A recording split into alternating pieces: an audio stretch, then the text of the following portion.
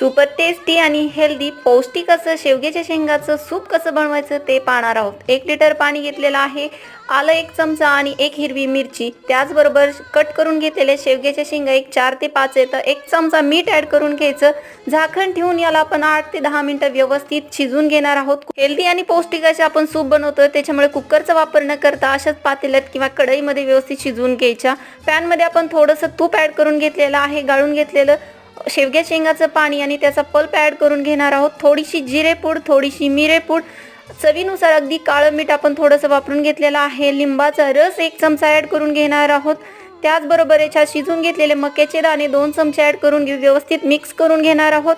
ह्याला एक उकळी आली की 2 चमचे पाणी घेतलेलं आहे, 1 चमचा कॉर्नफ्लॉवर व्यवस्थित स्लरी बनवून घ्यायची, उकळल्यानंतर याच्यात ॲड करून घ्यायची आणि आता मिक्स करून आपण याला 2 ते 3 मिनिटं व्यवस्थित शिजवून घेणार आहोत। मस्तपैकी आपलं पौष्टिक असं शेवग्याच्या शेंगाचं सूप तयार झालेलं